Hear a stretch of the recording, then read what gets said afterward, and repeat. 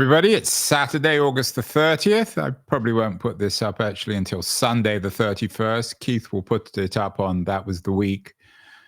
Today, it's the last weekend of the summer, silly season. Not a lot of news, in my view at least, although Keith may disagree, which is why he's put together, in my view at least, on first sight, a slightly absurd headline with lots of people smiling. Users, publishers, and AI. Everybody wins. We've heard that one before, and usually when we see everybody wins, it's everybody losing, especially publishers and users. But Keith, I'm sure you will disagree.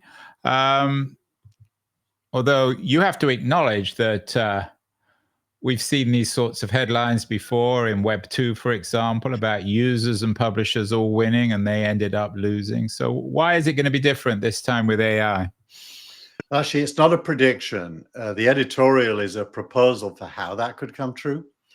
Obviously, if you're predicting, I might be inclined. Well, if you're writing it, then you're predicting. You're saying it could come true. Are you disputing that is a possible outcome? Well, I would be amazed. I mean, I'm naturally a skeptic. You're naturally an optimist. But explain how. I mean, at the moment, you've always talked, we've had shows where it's hard to understand where the revenue is going to come from. It's hard to understand how publishers can survive against smart machines who hoover up all the intelligence on the internet and spit it back out to users. Maybe users can benefit, although it's harder and harder to distinguish between human information and machine-generated information. So where's the win here?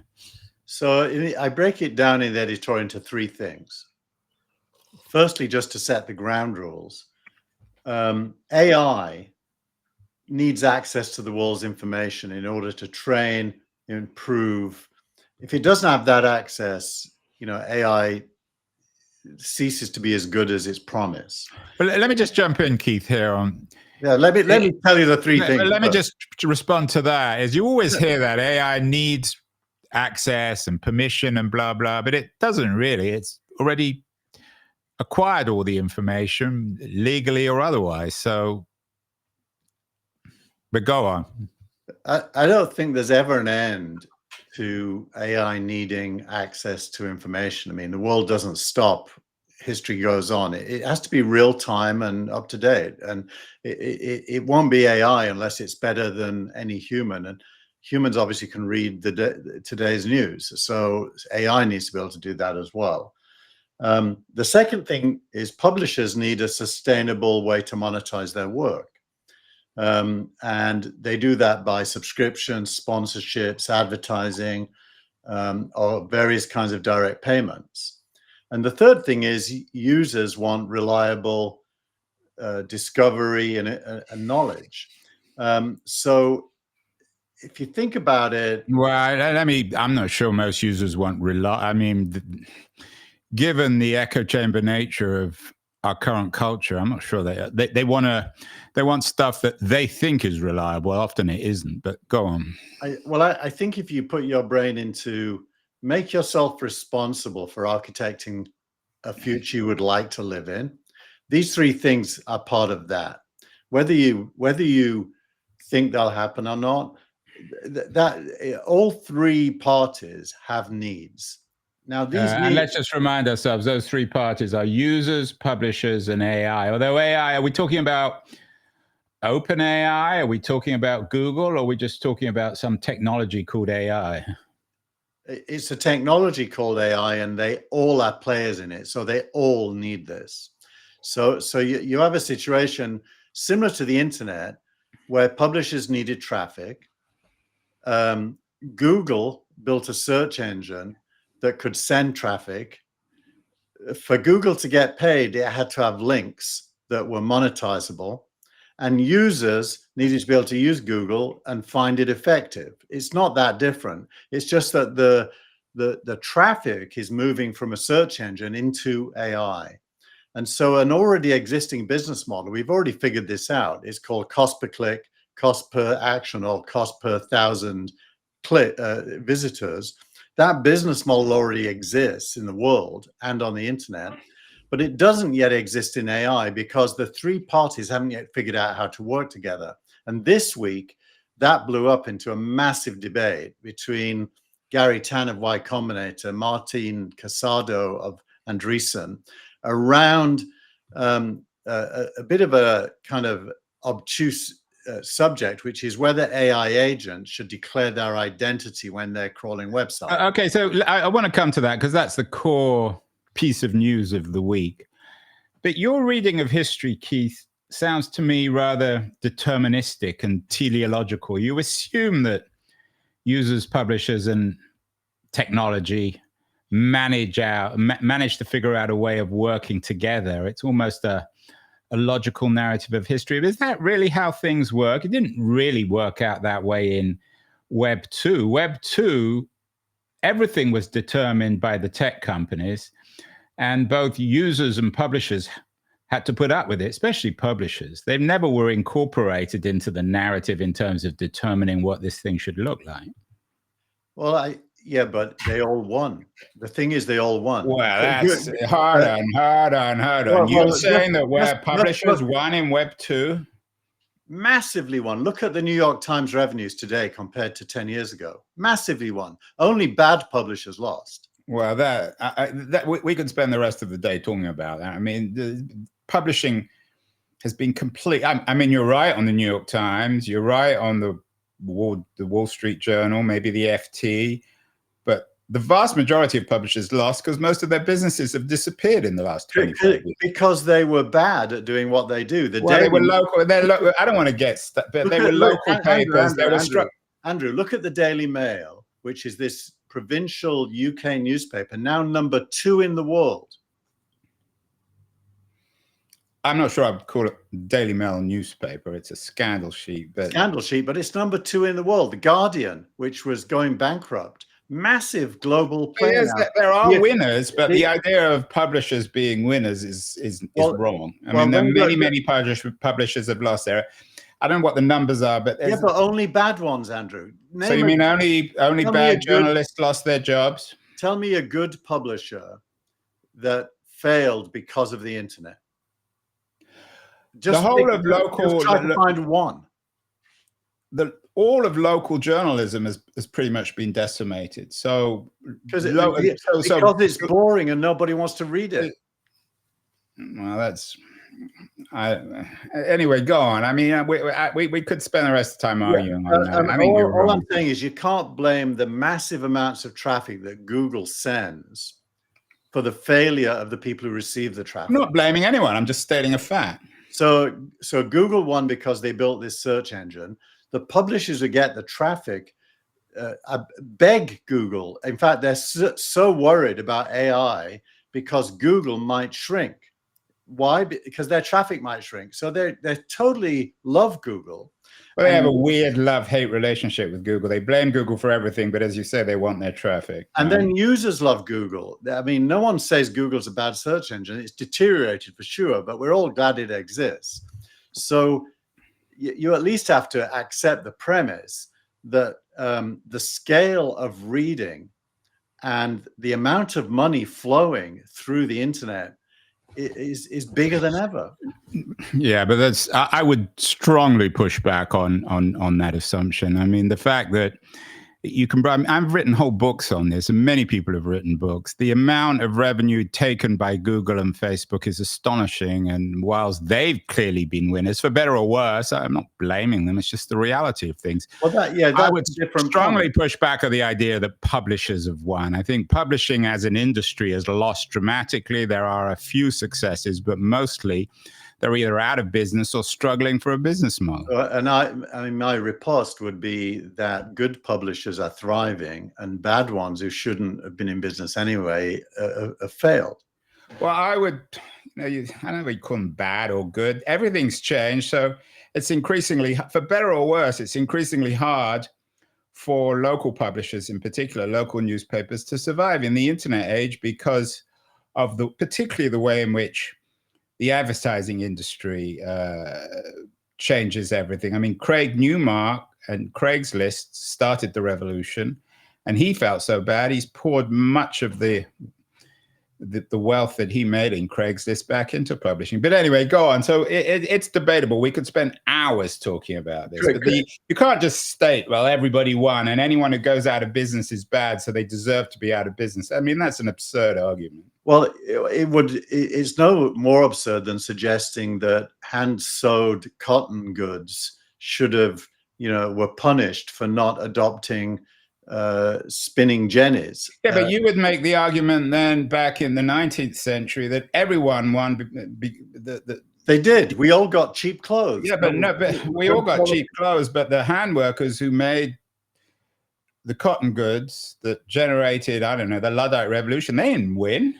They all went out of business. Yeah, but that's because they should have gone out of business. I mean, progress means the division of labor gets smarter. Well, but then your argument is just teleological. Given your fetishization of progress, everyone always wins with progress because anyone who loses deserves to lose. Well, the measure of success is a human level. It's humanity. It's not any individual. No, now you're falling back on abstractions. Now you're losing. Let's go back to users, publishers, and AI. Let's focus on that. So you're going to disagree with this, but this is now the latest incarnation of progress. And the question is AI going to replace search as the dominant place we all hang out? My guess is yes. Is Google search going to lose traffic because of that? My guess is yes. Is the business model that Google developed that publishers benefit from, not all, going to die, or will it transition to AI?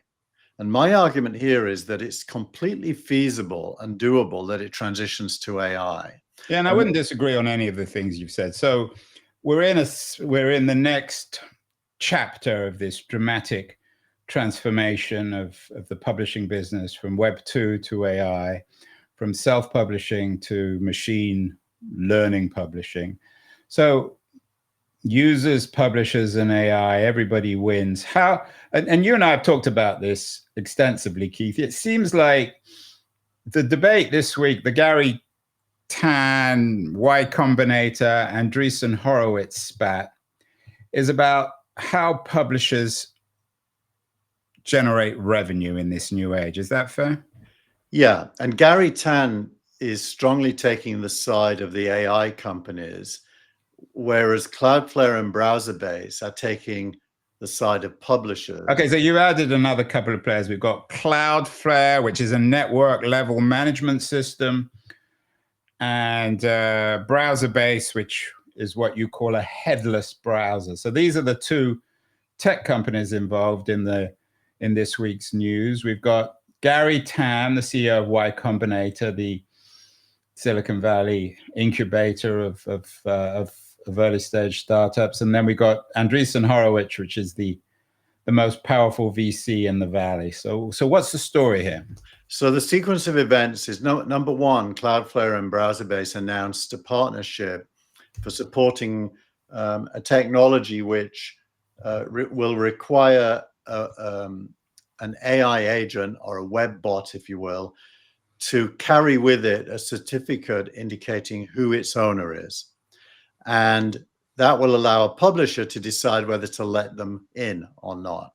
So this is basically an authentication certificate that every AI agent would carry on engaging with web content. And Browserbase is a headless browser, is basically a browser that an agent uses to engage with web content. So in other words, is this a way to make sure that the AI companies can't steal people's content? Well, they can't be anonymous, and therefore, which is a way of stealing. Well, I mean, they become accountable. So when you do a search on OpenAI for this show, and they know exactly what's happening, it means that they must have got your or my permission, whoever owns this content, maybe Substack, to actually trawl. Yeah, there are those who think it's stealing. I don't agree with that. I think it's reading, and I don't think it's stealing if the publishers don't want them to do it. That's the point, right? could be stealing, so potentially. far at least, so far legally, the courts have found in favor of AI that reading is not copying or stealing. So I believe that that's the case as well. So I think it's reading, but the publisher is being given a tool by Cloudflare and Browserbase to control who can read. It's not about Right. stealing. Even reading could be controlled. So here's the question then. Given the vast fortunes involved, would it be, I mean, if Cloudflare and Browserbase come up with this authentication system, would it be wise or not for publishers to use them to protect their work? Might it make them irrelevant? That's a very good question. I'll come back to it in a second. Let's just now state that the second thing that happened is that Gary Tan from Y Combinator then called Cloudflare and Browserbase an axis of evil. Where have we heard that before? And basically, in defense of AI, said that this pact was evil because it would constrain AI's ability to read. Calling it an axis of evil. Did he have two X's in it? Only one. I mean, anyone who's called Gary Tan and spells their name with two R's, I think, is automatically suspect. And calling it what did he call it? I mean, this is this sort of provincial Silicon Valley provincialism. I mean, it's such an absurd thing. And then the third thing that happened is Martin Casado from Andreessen Horowitz came in and said he thinks that agents carrying identity is a perfectly reasonable piece of infrastructure that seems like common sense. So he's agreeing with what Cloudflare and Browserbase are doing. And he doesn't think it's threatening to AI.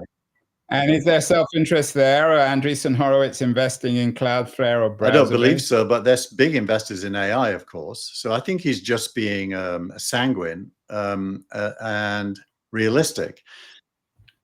So this axis of evil comment from Tan, is it sort of extreme? Has he been reading too much Ayn Rand? Is it just sort of childish libertarianism that no one should be able to control anything or anyone? Look, I think if one wants to get into the fight, there's a very strong legal base for Gary Tan being right, even if you disagree with him. And lots of people disagree with him, by the way, but lots of other people agree with him. It's a very, very divided set of opinions.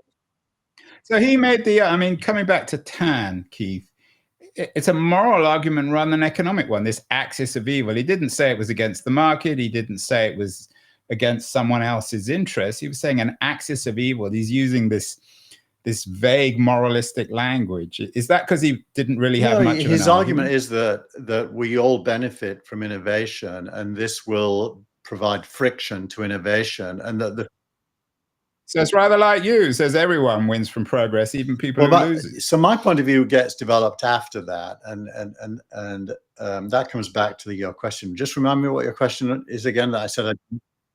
So my question is: would it be in the interest of a publisher to actually throw their, so to speak, their hat into the browser-based Cloudflare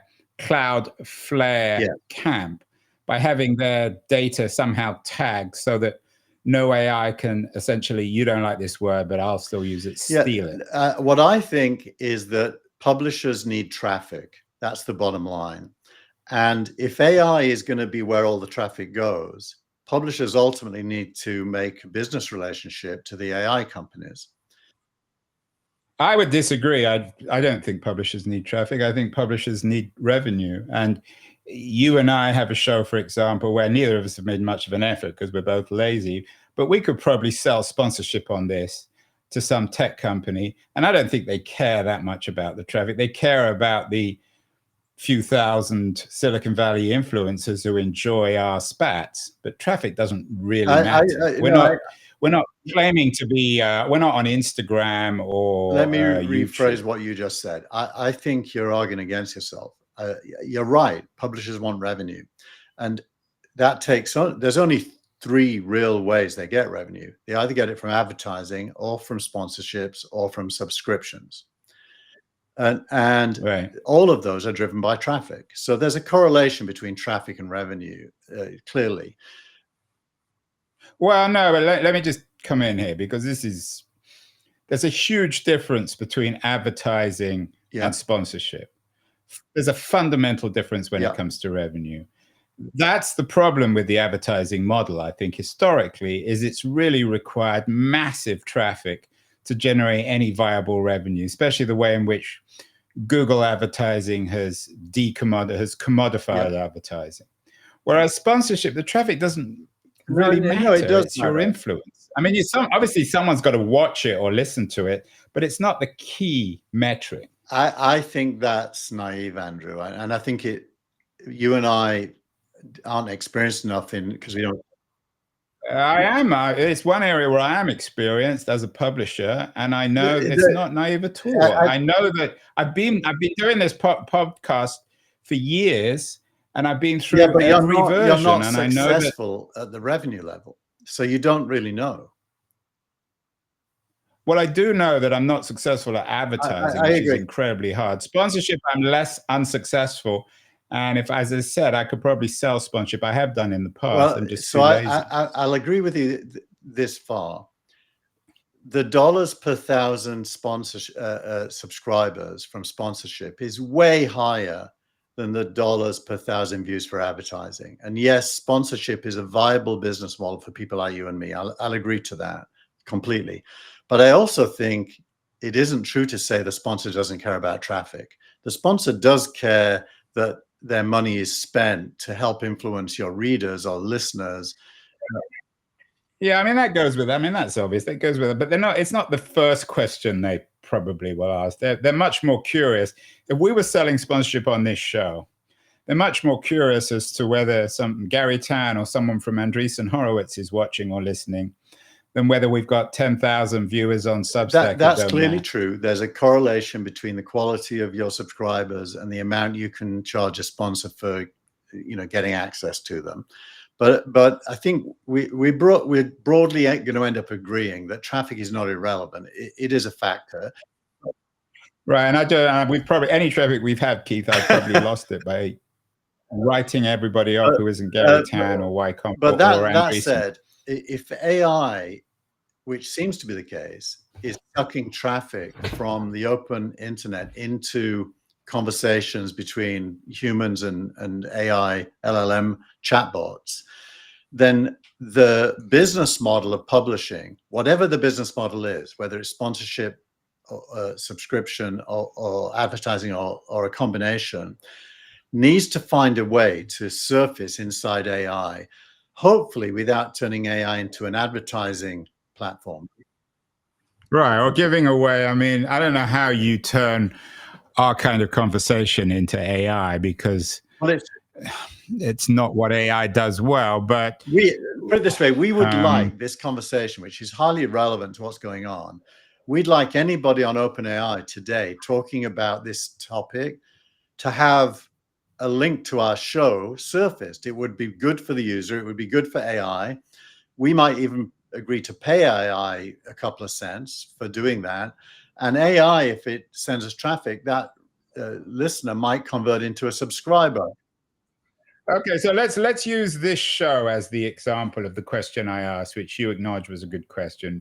Should we, let's say this Cloudflare browser-based, what Tan called this axis of evil emerges, and we have the option of building a kind of walled garden around this content. Would we want to be in their network? I think the answer is yes, if they agree to surface links. If they summarize what we're talking about without sending the reader to us, then the answer is no. So it comes down to, will AI surface links? Yes or no? And well, links, I mean, we don't care whether somebody comes to keithtier.com or andrewkeen.com. We just want people to see our content. We want them to see our content, but we also want to turn them into subscribers. If I don't know about you, I've got about 100,000 people who read the newsletter. I'd like it to be 200,000. I thought you were going to say you have 100,000 I subscribers. have about 3,000 subscribers on Substack, about 7,000 on LinkedIn, but I have about another 100,000 followers on both LinkedIn and Twitter that see my content, and on Facebook, about another 30,000. So I want that to be a funnel that converts into subscribers in my Substack. And if AI can help me there, then I want a. Although, actually, we should talk about Substack too, because it's an important player. I mean, our business model, if we really wanted to make an effort, would be to turn people who watch and listen to this on Substack into sponsors of our show. I don't know how the AI piece plays into that. Well, it comes down to which sponsors are typically businesses. It comes down to which businesses want to be associated with our content. Sadly, the answer may be none, given our content. But well, maybe Mr. Cloudflare or Mr. Browserbase, if you're listening or watching, you should pay Keith and I to talk about your yeah, but I don't want to be paid companies like that. I as it happens, my editorial this week is completely in favor of the Cloudflare browser-based deal, and is trying to say to public well, there you have it. Then they should. And it's saying to the AI companies, don't be scared of this, embrace it, because actually it's good for you as well. And Gary Tan's knee-jerk reaction is understandable, but probably too short-sighted. So you're on the Andreessen. I'm surprised. So you're going against the incubator spirit of Gary Tan and the libertarian spirit, and saying that what Cloudflare and Browserbase is doing is actually good. And is this how potentially, Keith, users, publishers, and AI can all win in this new AI There age? needs to be, I call it a trusted third party, which is a common phrase in the internet. A trusted third party that has links and the economic models associated with those links, and allows AI to learn from them in order to generate traffic back to the publishers. It's an obvious thing. It already happens in Google. Let's just recreate that same universe minus advertising in AI. Well, you're breaking, you talk about breaking Google's dominance, but maybe Google even want to break Google's dominance. It's the classic innovator's dilemma. So this trusted third party matters. Was there a third party, a trusted third party in Web 2, or that was what was really missing? What can we learn from history in terms of these other moments where there was so much potential and opportunity and things didn't quite get realized? To be honest, Google played the role of course, a commercial, but nonetheless a trusted third party. I tried to turn real names into that and failed. Google won. Google became a trusted third party that made a lot of money from being the trusted third party, because it could charge rent on traffic, and as you pointed out, probably more than it deserves. And yeah, well, I mean, but I'm in your camp when it comes to deserve. I mean, if the market's there, then they deserve it. If not, if it isn't, then they don't.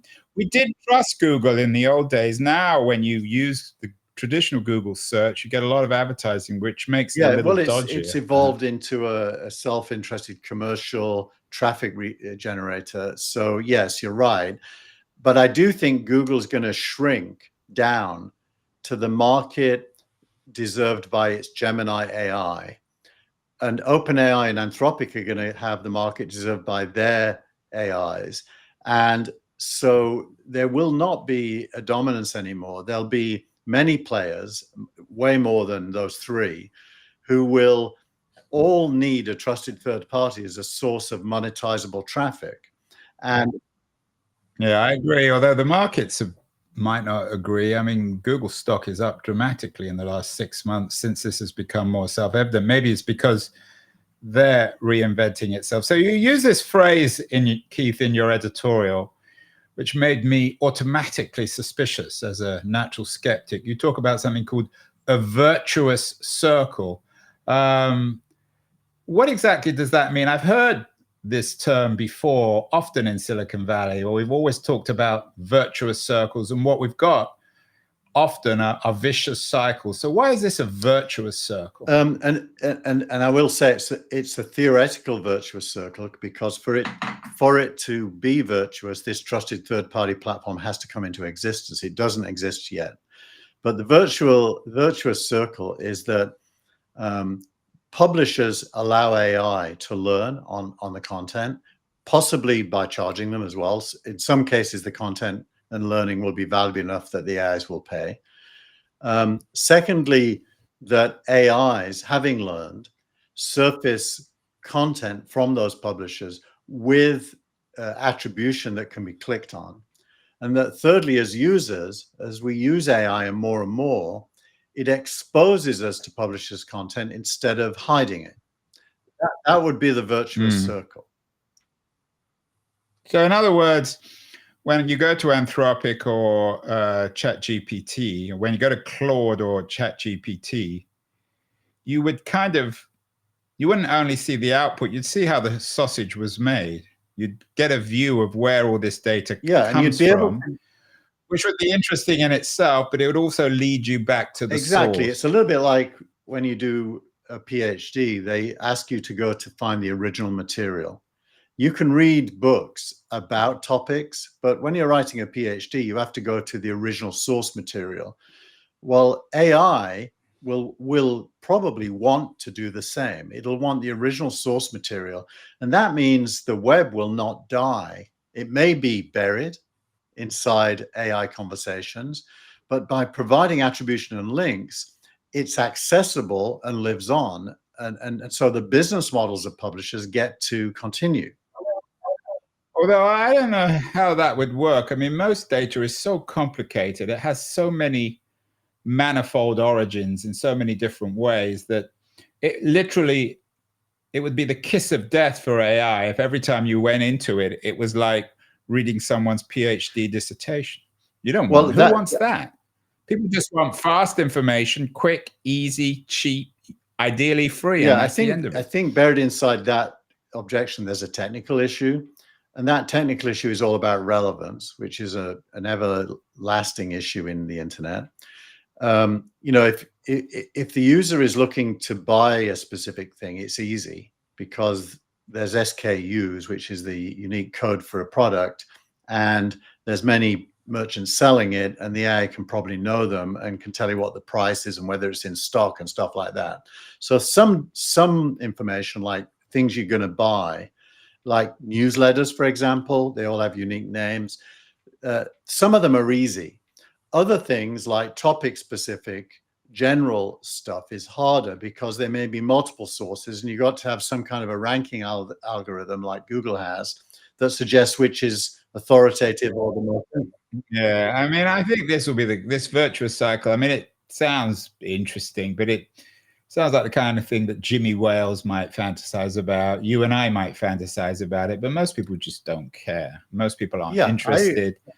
And I just don't see. Well, that's why you need a builder to build it. And I mean, to be self-obsessed a little bit here, it's been my whole career to build things like this. I've always built trusted third parties with Real Names or Edgio, and this is an area of passion for me. But I certainly know I can go and build this.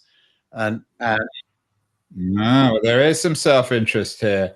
Let's rephrase Keith's headline: users, publishers, and AI. Everyone wins if we trust Keith. Is that fair? Well, if I was to build it, that would be true. But I think a trusted Keith is he is the knight on the white horse. He's coming along by to the way, save everybody. Both users, publishers, well, not users, publishers, and AI. Everyone's going to be saved by Keith because everyone will win if we put the internet in his hands. It's an interesting segue to Doc Searls, who I'm sure you know, last week responded to our newsletter and wrote a piece about AI and hotels, where he's been writing for quite a long time about something he calls personal AI. And he made the point that he thought at first that our newsletter last week was reinforcing his claims, and then he read it. Our newsletter? I mean, it's your newsletter. Yeah. We do a video together. Well, it's really and yours. He read it, and then he realized, no, he's talking about a new centralized infrastructure, and that is true. I am, and just just as Google was able to be a trusted third party with a centralized search engine, I do think this era will lead to some kind of centralized infrastructure serving all the different parties. Yeah, I would push back, and this may be a conversation for a later time because we're moving on here. But I would push back in two ways. Firstly, there's nothing inevitable about publishers. And secondly, I'm not sure anyone cares about trust anymore. I think it's an overused word. And I don't think anything needs to be verified. Everyone, for example, everyone believes the US president at the moment, or half of America believes everything that comes out of his mouth, half don't. And they do that intuitively, whatever he's talking about. So I'm not sure there's any connection these days between trust and information. We're entering a truly new age, maybe a postmodern age, where the idea of objectivity and truth and facts are being transformed into something else. I'm not welcoming that. I'm not celebrating it, but I think it's a reality. As a builder, I think of it that this is a once in a generation chance to get rid of the advertising plagued internet that we've built since the 1990s and replace it with a knowledge-based internet that surfaces links to publishers where relevant, and money still flows, but advertising kind of goes away in those. Yeah, I'm not sure that the people at WPP or Publicis or the millions of people employed by the advertising industry would be pleased to hear this, but we will come back to that, Keith. We need to move on. In terms of your faith in AI, my interview of the week is with someone who has no faith in it, particularly OpenAI and Sam Altman. Gary Marcus was on the show. I headlined it. Why even Sam Altman wants to be Gary Marcus, from son of Sam to son of Gary, in a single ChatGPT release. Gary, and I'm sure you're going to disagree with him on this, Keith, Gary was very dismissive of ChatGPT 5. He sees it as a disaster. Is he wrong? He's completely wrong, whilst also being right. It's a funny thing with Gary. What is he right about? He's right that LLMs are not the final solution for general intelligence. He's right about that. He's completely wrong to not credit progress in how good LLMs are. They're really, really good at what they do. And to be honest, GPT-5 is the best so far. Yeah, I mean, I agree. I think what Gary does, it's a good trick. You kind of do it also, is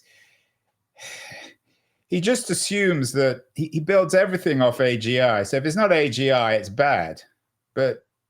And he claims that Sam Altman has always talked about AGI. Maybe he has, but it doesn't seem to be the core thesis, or that it's not. Sam Altman is not a teleological businessman. I think he thinks that ChatGPT can be fine even if it doesn't reach AGI. So Gary creates this impossible promise of AGI and then says, well, if you can't get there, then you failed. Yeah. And I'm not sure that's right. Yeah, exactly. He might say the same about a Tesla car, that it doesn't go 500 miles, therefore scrap it. Well, 400 miles is pretty good. And I find him frustrating because I think he's clever enough. I think he's quite politicized because I imagine. Yeah, well, he has a huge following. I mean, you said you have 4,000 followers on Substack. He's got over 100,000. He's a big deal. People want to hear what he has to say. I mean, maybe the message, that message always needs a messenger, and Gary's become the messenger. He has, and he's playing the role, but it feels disingenuous. He even looks the role. He looks increasingly disheveled. He looks as if he hasn't had any sleep for about 2 years. I always think he's ill because he has this cough that he does, and it's been there for more than a year now. So I'm thinking, is he okay? But you have to admit that you and he do have something in common, this sort of teleology of his is AGI, yours is progress. So everything is justified. His is the reverse of yours. Nothing. I don't think progress is owned by me as a teleological idea. I think progress is an ever-present. I never said it was owned by you. I'm saying you're an example of that. Well, is there any other? Well, let me rephrase the question, and we always argue on this one. Is there any, in your view, given how you seem to justify all forms of progress, and that even people who lose their jobs and their incomes and their livelihoods because of new technology. Is there anyone who has ever lost in technological progress? I think most people lose because of the absence of progress. You know. No, you're not answering my question. You've reversed it. Is anyone ever lost? Or is your argument that since there's this thing called progress that drives all of world history, we're all inevitably and unavoidably winners? What you're doing is you're eternalizing the present. But yes, people do lose in the moment, only in the moment. Oh, I got you to admit in the moment. So that may be my quote. Keith Teare, people do lose. Those who lose in the moment, society and humanity are winning. And But I'm sure that doesn't cheer them up when you lose your job because you're a publisher in advertising. You know, it's like when you get divorced, Andrew, and your kids are sad, and then 2 years later they're happy because they realize it was a bad marriage. And there's always yeah, you've never been divorced, so you haven't even lived through that one. Well, I'm familiar with it. I was raised by a single mum who separated from my dad, so I've lived through it, and I can tell you what was sad initially became happy quite quickly. And so you've got to look at history not in the frozen moment, but you've got to look at progress is a measure of gain over time. And I define it by human freedom. That is to say, separation from necessity. Okay, enough of this. Let's move on very briefly. We've got a couple of minutes left. Your startup of the week. Google DeepMind launches Alpha Earth. So you've always been a bit of a skeptic on the Google front, but Google's doing something right. What's DeepMind up to? Actually, I think Google's doing a lot right, given that it could possibly lose its nest egg in search, or at least shrink.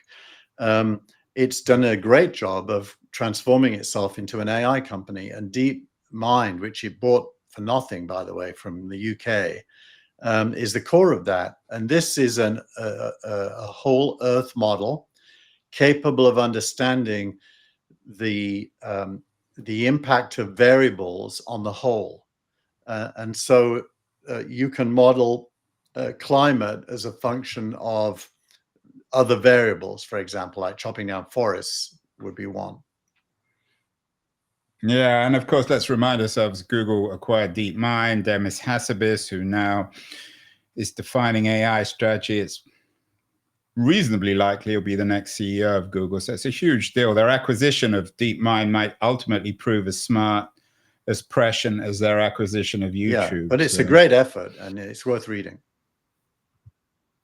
Good. And then finally, your post of the week is, we haven't talked about Elon much recently, but SpaceX releases what somebody on YouTube called an amazing new Starship. What's the post of the week? So this is the acknowledging SpaceX's successful launch of its version 3 Starship, which successfully took off. The booster rocket successfully came back to Earth. It released a payload, and then it came back to Earth and landed in the exact spot it was meant to. And why is this huge? Because the 2 previous attempts failed and blew up, and they've now done a successful one. And usually when that happens, they've figured out lots of the variables, and now they can go to the next stage, which is to supply this to NASA for the next NASA missions, which, by the way, ultimately include going to Mars. So it's a pretty big deal, and the technology is awe-inspiring. Maybe you should have changed the title of this week. What would we say? Humans, the universe, and Elon. Everybody wins, right? Let's see. But well, we'll see next week. I'm in Australia, so we're not going to do a show. You might do your own show, but we'll be back in a couple of weeks, everyone, where there'll be a little bit more real news, maybe rather than just Keith and Andrew arguing over progress. But have a great couple of weeks, Keith, and we'll talk again in the middle of September. Bye. Thanks, everyone.